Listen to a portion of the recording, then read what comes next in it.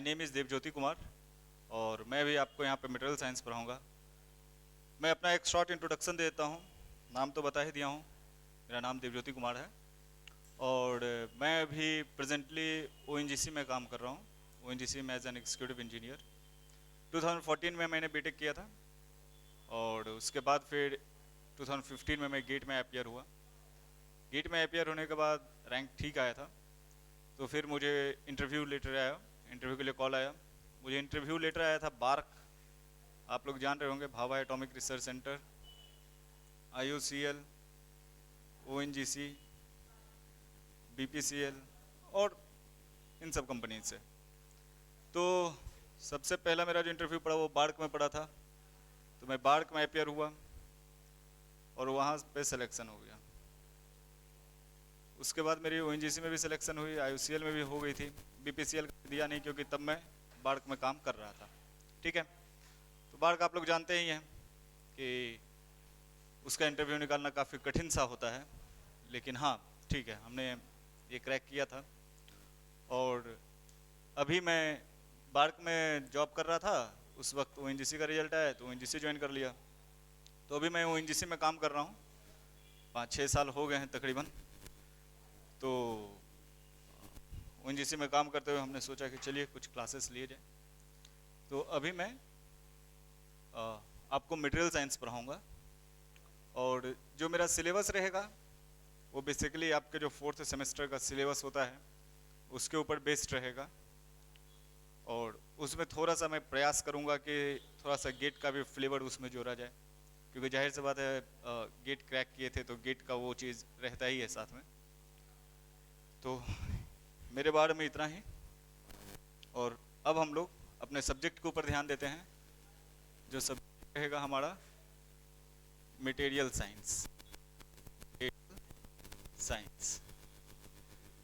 तो सब्जेक्ट को सबसे पहले हम लोग ये देख लेते हैं कि हमारा सिलेबस इसमें क्या रहेगा। तो इसमें जो सिलेबस होगा, जो आपके 4th सेमेस्टर का सिलेबस है, सबसे पहले तो हमें क्रिस्टल स्ट्रक्चर पढ़ना है। क्रिस्टल स्ट्रक्चर, क्रिस्टल स्ट्रक्चर में जैसे मान लीजिए BCC हो गया, FCC हो गया, HCP हो गया। आपको इसमें लैटिस सिस्टम भी पढ़ना होगा, लैटिस सिस्टम भी पढ़ना होगा।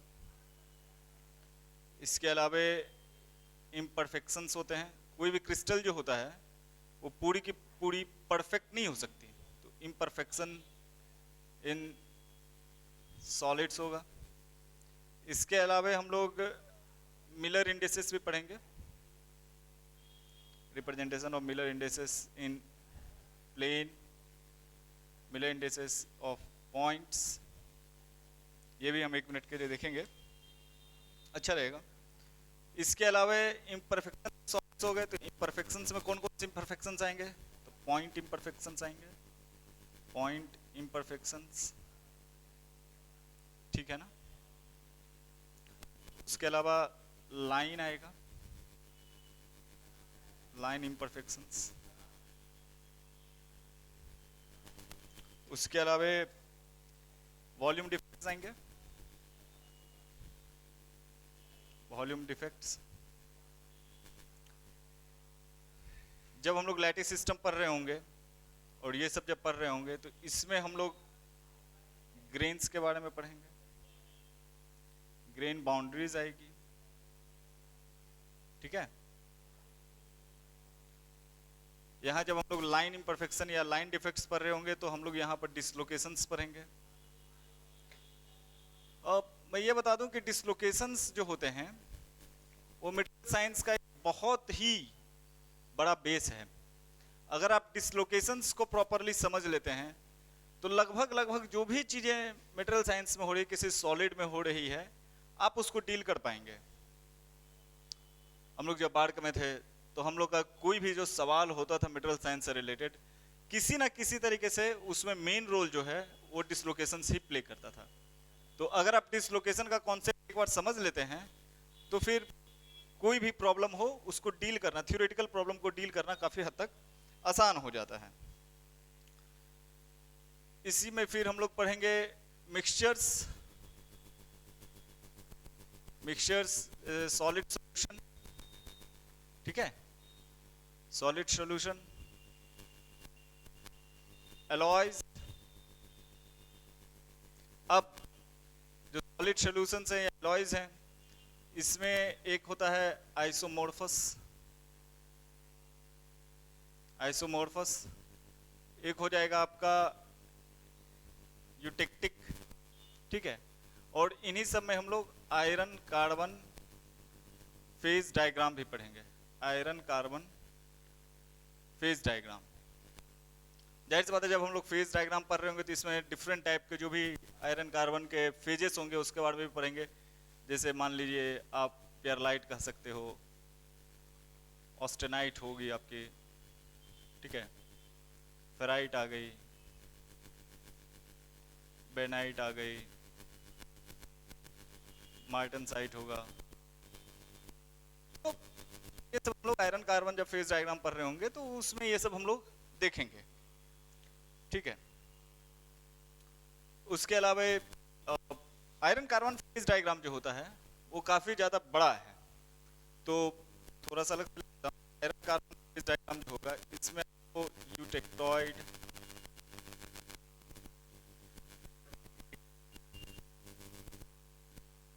हाइपरयूटेटॉइड, हाइपरयूटेटाइड, उसी तरह प्रोटेक्टिक, इन सभी के बारे में भी जानना होगा। इन सभी के बारे में भी हम चर्चाएं करेंगे। उसके अलावा हम लोग मैकेनिकल प्रॉपर्टीज देखेंगे। मैकेनिकल प्रॉपर्टीज जो है, मैकेनिकल प्रॉपर्टी में क्या क्या हो सकता है? एक तो टेंसाइल स्ट्रेंथ है, टेंसाइल स्ट्रेंथ, यील्डिंग हो गई, ठीक है, डक्टिलिटी हो गई, फाइन, मैलिएबिलिटी हो गई,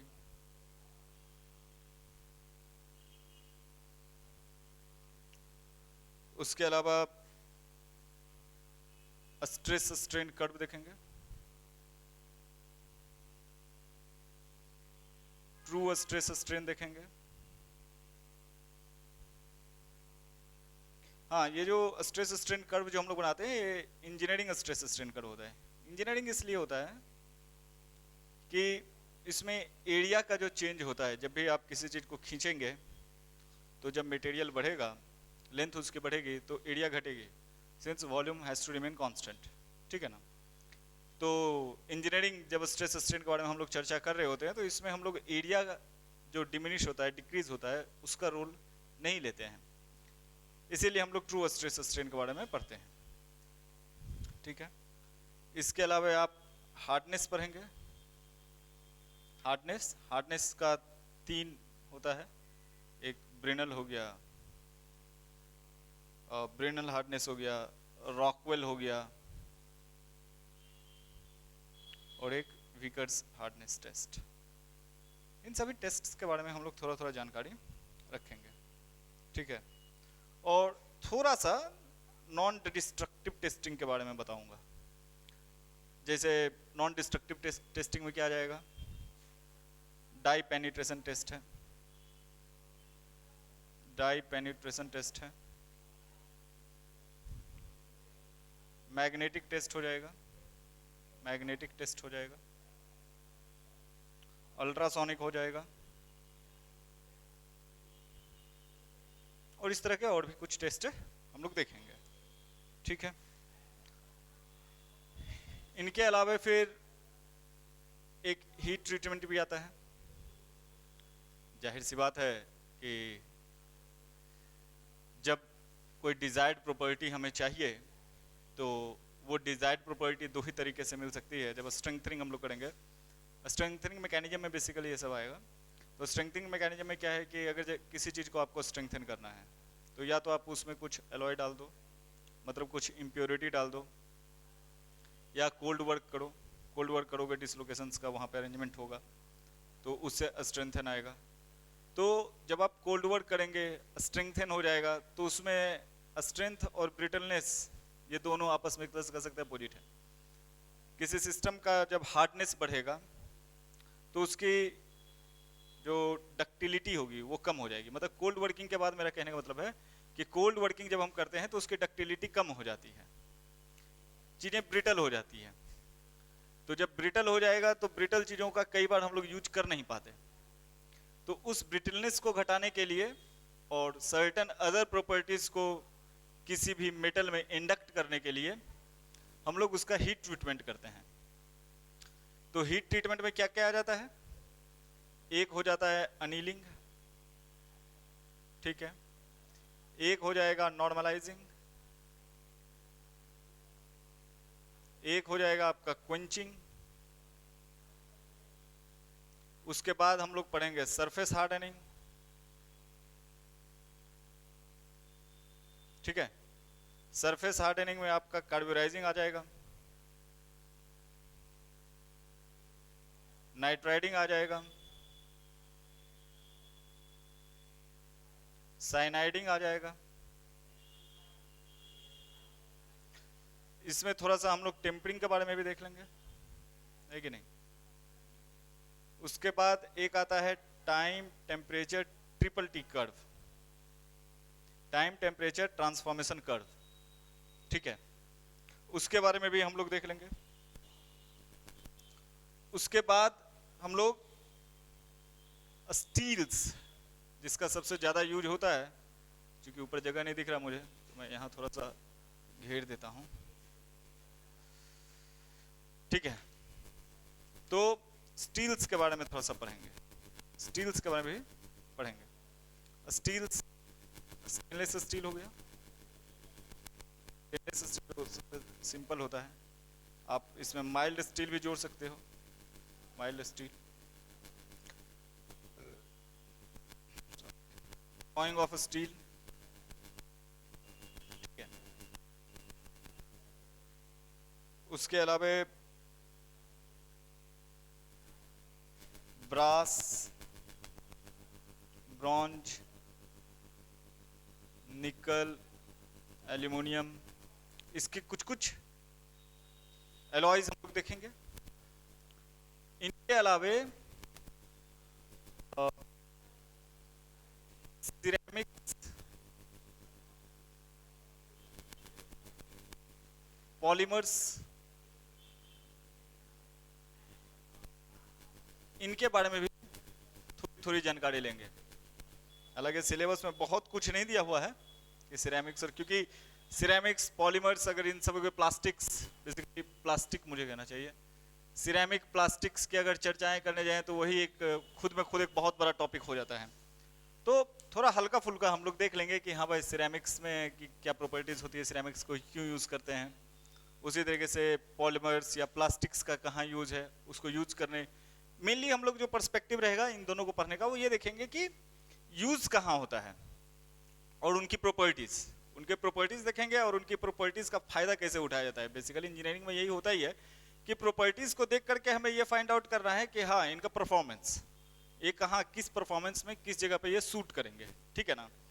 तो यही होगा सिरेमिक्स और प्लास्टिक्स, इसके बारे में भी हम लोग थोड़ी सी जानकारी लेने का प्रयास करेंगे। तो आपका सिलेबस तकरीबन यही होगा, इसी प्रकार से हम लोग आगे बढ़ेंगे। सबसे पहले हम लोग क्रिस्टल स्ट्रक्चर खत्म करेंगे। ये मैं मार्क कर देता हूँ कैसे हम लोग पढ़ेंगे। सबसे पहले हम लोग क्रिस्टल स्ट्रक्चर देख लेंगे।